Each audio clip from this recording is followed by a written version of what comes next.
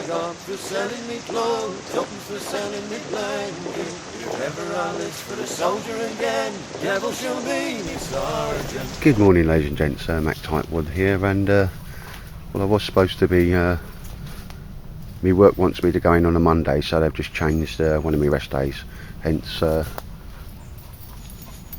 come over here again with Mr. Harper.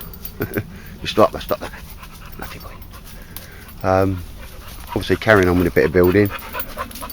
I do want to get that sort of finished off today. The area behind that I just want as a shelf space, so I'm going to be putting just slats over that. Something I've been meaning to do for a while is pep this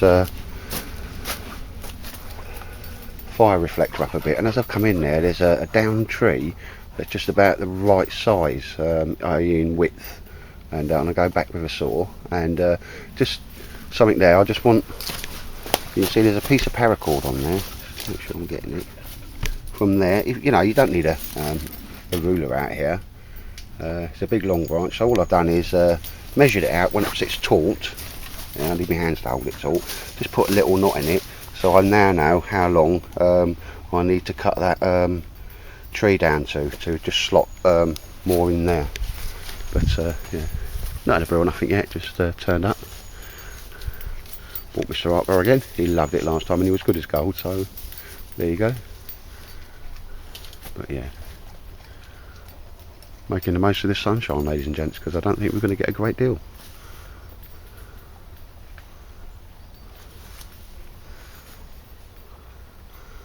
Like I say, I just want to come over and do a bit of building. So I've got an idea to do a table, but I've got so many different ideas floating around in my head. I'll just see what I come up with. But on that, I'm off now to harvest some deadwood. Alright, ladies and gents, this is what I saw on the way in. I think that may have fallen from there, but definitely deadwood, because very much not in the cutting down any live wood, just to do a bit of building. It really is a nice long tree. I shall take this and repurpose this. But yeah, I do like just to show, you know what I mean, I'm building stuff, but there's no way I'm cutting down any of these beautiful trees.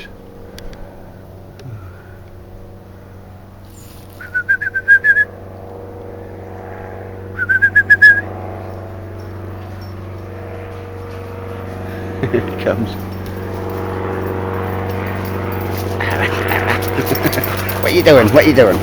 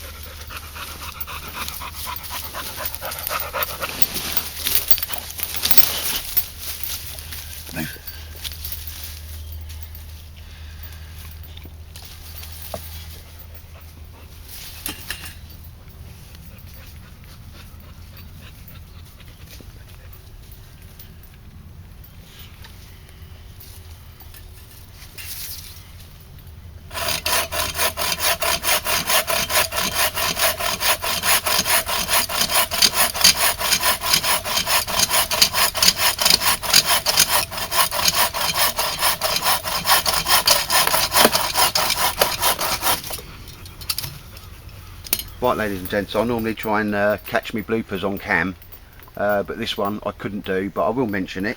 Mr. Harper, go on, back, go on, back, go on, back, Harper, back, go on. As I was coming in, ladies and gents, obviously you see me cutting some wood earlier on for the old improved fire pit. So I've got 3 big logs underneath this arm. I've got the saw held in my hand, left hand side, and just to represent the camera, which would be about here, obviously it's over there now, this was a camera tripod, you know, fully folded up. So I'm humping along and I've tripped over something, and my first thought is, oh, I'm going down anyway. I went like 3/4 down, well onto one knee, and used my elbow to stop myself from going, and trying to move the camera out of the way so that it didn't hit the ground first, which I suppose is a natural reaction. On that happening then, you see the saw blade here, I'm ever so lucky, very, very sharp.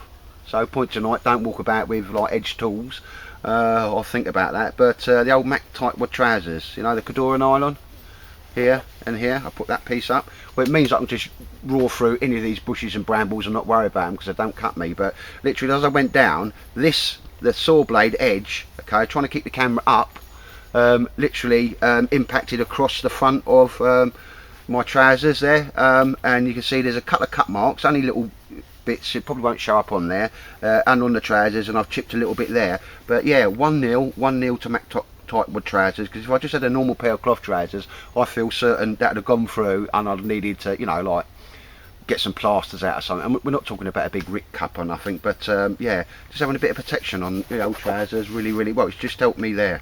And there's a couple of things in this camp that have been annoying me for a little bit, so I've got a little bit of a sort of a safety thing on my head now.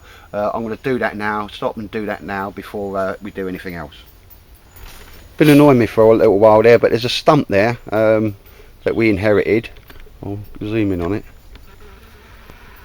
And you know, big mark, and I've seen people trip on that, so that's going to go. And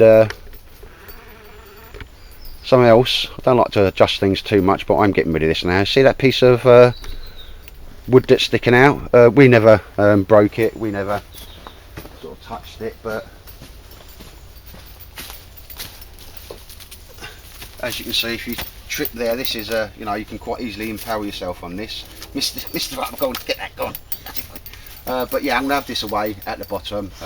It's not doing nothing, it's completely dead wood, and I'm just going to have it away. Chuck it, chuck it. I think Mr. Up will help me get away. And yeah, I'm just going to use my saw and get rid of them two. On that, ladies and gents, the old Fiscus saw down there, somebody said to me, you know, I bought one, not new, had it from Boot Fair. I really quite like them. I think they make a brilliant little sort of rucksack saw. It doesn't and will not supplement my Laplander, which is always on my waist belt kit. But yeah, if you can get them quite cheaply, they're brilliant little saws, just open slightly differently. And what I like about them is, I love the old Friscar stuff. I've got the axes and so forth, not too expensive, and in all honesty, this is a cracking little saw. It's got a nice longer saw blade, so I'm going to get rid of that now, and I'm going to get rid of that, although I think Mr. Wright was doing a good job. You're doing a good job on that, ain't you? So bring it back, ladies and gents.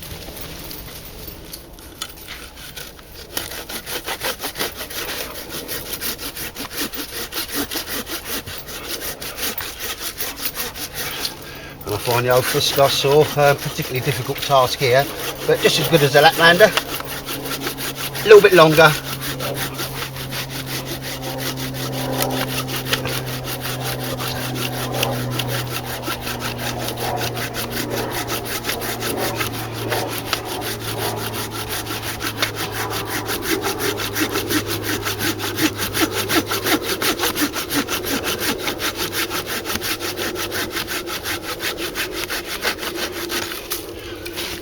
It's certainly got that job done.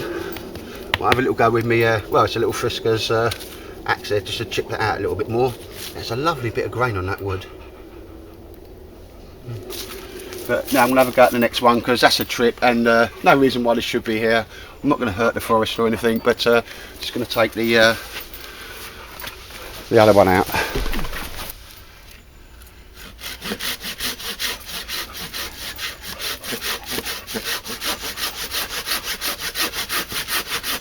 Back up there.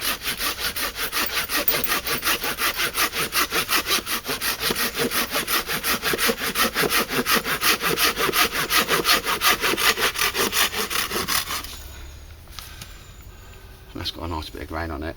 That'll be used on me fire pit there. Yeah, 2 dangers, ladies and gents. It's taken out there. There's a trip for. Yeah. Well, this afternoon now, ladies and gents. Got the old fire reflector sort of repaired and built up a lot better than it was.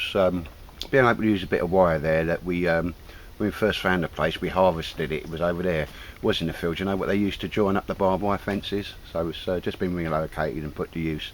Didn't like it over there. It was like in deer tracks and stuff, so I always move. I'm sure you do as well. Move stuff as you're going about. And Mr. Harper just had his chicken and his biscuits, haven't you? Haven't you, you little fathead?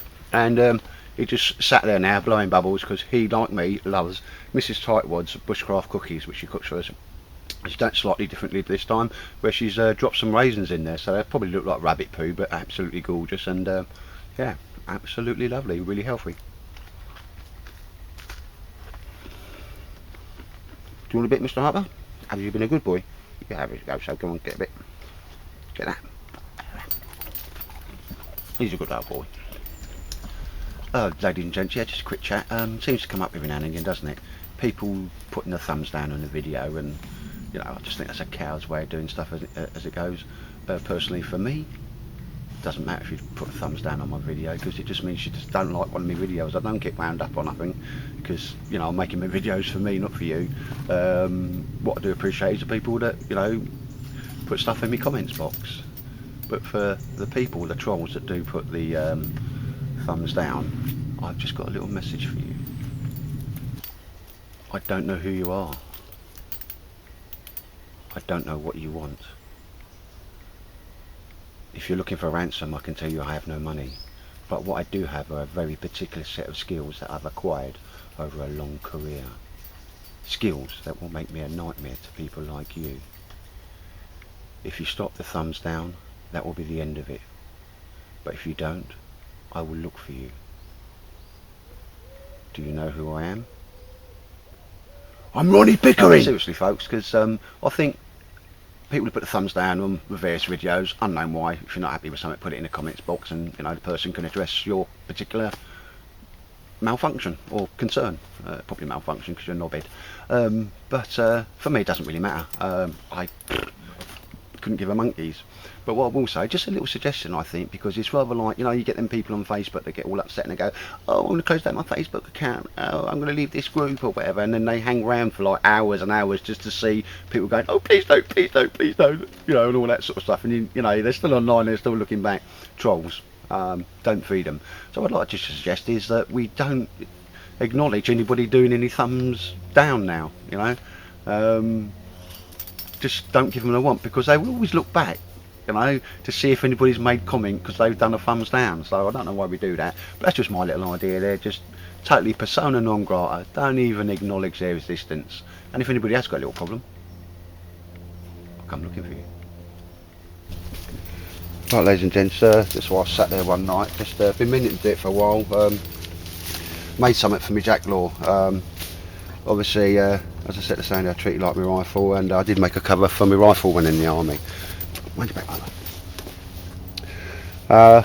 What I've been meaning to do is, because it's leather and it does get scratched about a little bit, I want to try and keep it in the best nick as I can. So what I've done here, brown Cordura nylon, made myself a little sheath in it, properly sewed and secured belt loops. I always have things hanging low off my belt, so I've got the option of normal sort of belt carry or that sort of carry. As you will notice, there is, it looks like grey, so it's not a problem. I want it to be a little bit high vis for reasons I'm going to go into.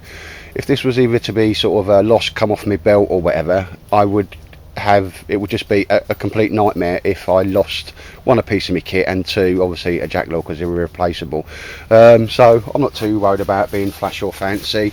Upstairs I had a little bit of a high vis jacket, so I just unstitched the reflective strip on it, so no matter what way that lands on the floor, okay, if it's in the dark or whatever, obviously it's going to make it show up in the day, obviously, because it's a neutral colour that's not in the forest, and at night time obviously it's a silver reflective strip, so if you shine in the torch looking for it, it's going to light up like a Belisha beacon. On that, it's got a big old wedge of Cordura nylon on it. I'll come back to that in a minute. But as we can see inside there, this is the sort of mesh stuff they make for the old sort of assault vest, and that got a little bit of that, so I've lined it in that with inside. So if there's any grit in here, it will drop down through these holes, and what it won't do while this is in there is wear on the bottom of my jacklaw, because as I noticed last time, it's here, it's to be used, it is a tool, but I want to keep it in best possible nick, well, because you just take care of your tools. As I said, I treat this like I would my rifle when there's an army, but it's getting little bits of wear to tear, so that stuff. So if there's any grit in there, it's just held proud in the material, and very, very secure. Okay, obviously what's on there, you grip a jacklaw when you want to pull the knife out anyway, so going in there, all it's doing is keeping it stable and secure. And when going from A to B, literally, all I've done there, that's a bit of the old high-vis jacket. So when going from A to B, obviously I don't have it on a belt kit or whatever, and it's inside me Bergen. So if any sort of constables or whatever, it's in a separate, highly visible. I'll know if I've got it to check my kit before I go, and to check my kit before I come out. So ladies and gents, obviously that's transportation, and that's just what I've done there, just to stop my jacklaw getting too knocked about. And again, as I said there, if he was ever to lose piece of kit like this, which is irreplaceable, I don't know what I'd do. I'd just be a nightmare. Right, ladies and gents, just been asked what I carry on my sort of waist belt, web belt, on my belt kit. From left to right then, it's the first brown pouch you see is where I keep a Laplander saw, and you can also get a Mora in there. Never go anywhere without my Laplander, love it.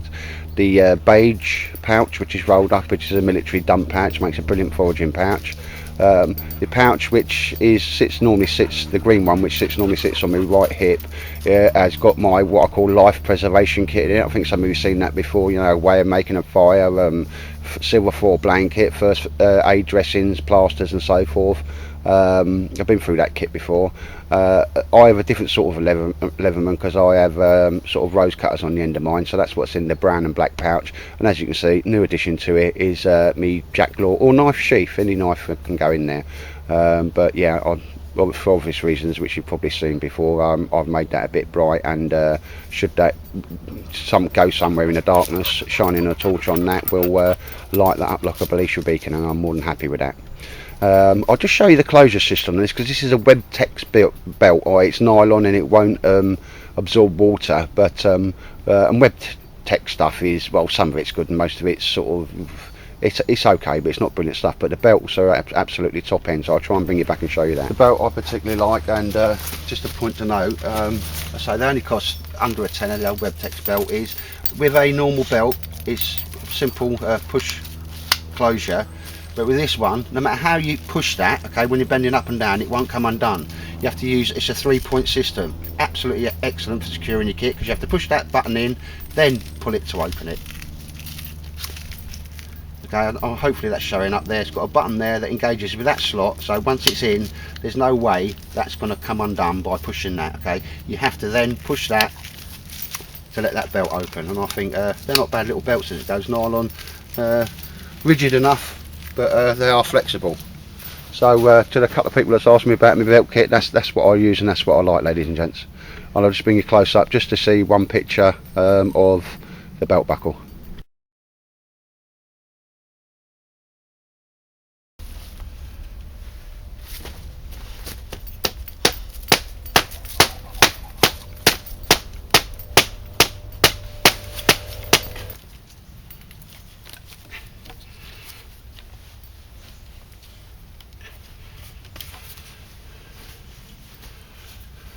Move.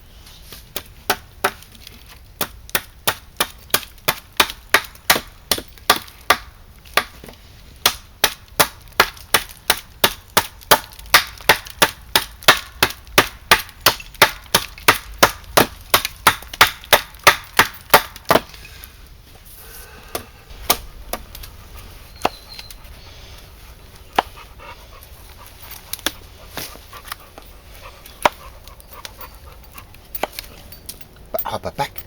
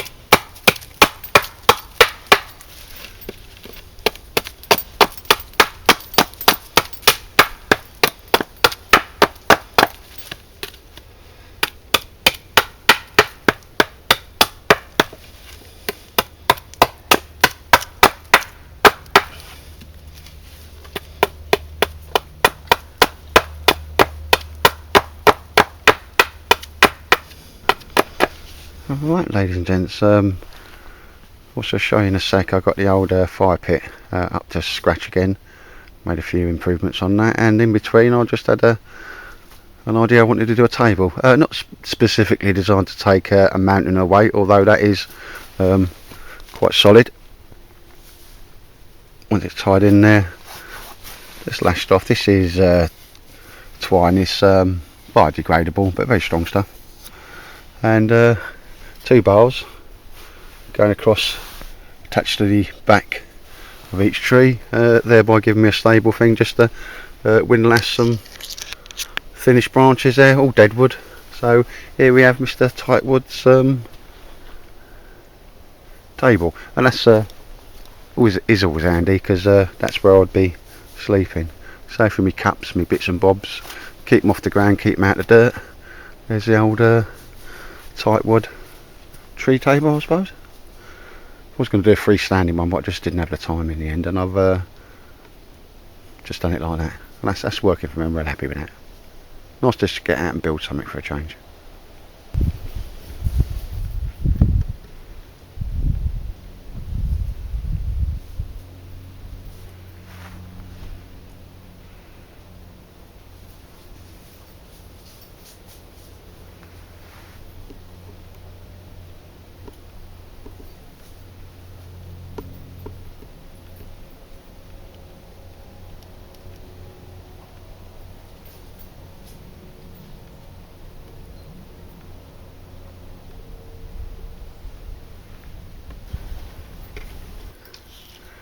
Here we see Mr. Harper, happy as Larry, killing his staffy stick. Don't know what it is about staffies, they just love sticks. Harper! Harper! Give me that! Mine! Mine! He's got a cracking day out here. So far as it goes. Right, ladies and gents, this is from the hang on, I think Mr. Harper's found something. No? No, he just wants to trough a bit of grass. Harper? Arrah. What's that?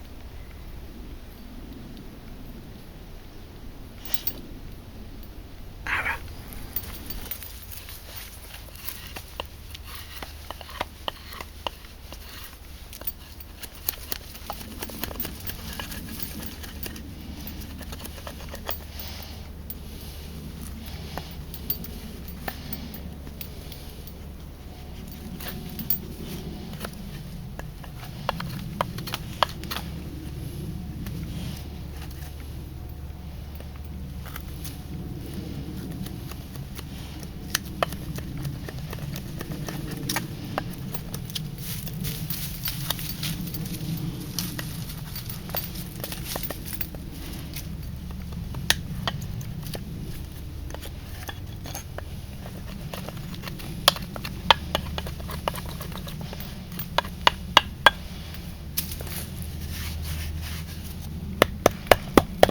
Back. It's not your staffy stick.